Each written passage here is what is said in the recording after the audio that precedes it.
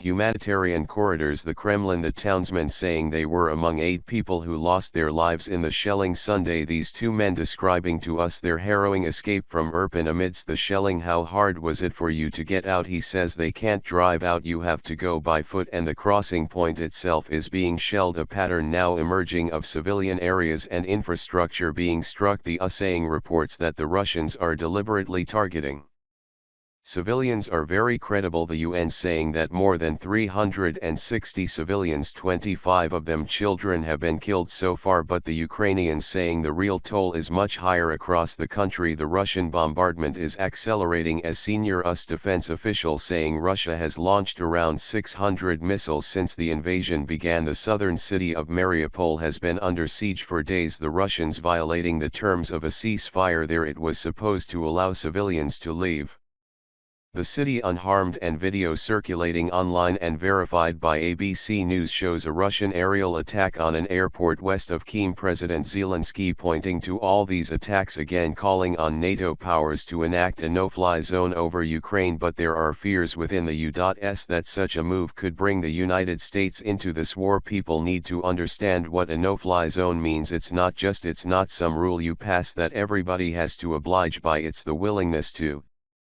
shoot down the aircrafts of the Russian Federation, which is basically the beginning of World War III if there isn't a no-fly zone. Ukraine wants more fighter jets, with Poland now considering giving the Ukrainian military a number of Soviet-made MiG-29s, an idea the US is coordinating with Poland on as Kyiv prepares for the city's defense. The mayor telling George that the fight isn't just about Ukraine, it's about the future of the world. We expect a support from whole world, because we fighting not just for Ukraine, we're fighting for values, we're fighting for whole modern world. We have to stop putting all together. Well, there is another round of talks planned for later today between the Ukrainians and the Russians, although it's hard to see what common ground exists. Meanwhile, Ukrainian President Zelensky calling for justice for those killed, saying we will not forgive, we will not forget. Hi everyone, George Stephanopoulos here. Thanks for checking out the ABC News YouTube channel. If you'd like to get more videos, show highlights, and watch live event coverage, click on the right over here to subscribe to our channel, and don't forget to download the ABC News app for breaking news alerts. Thanks for watching.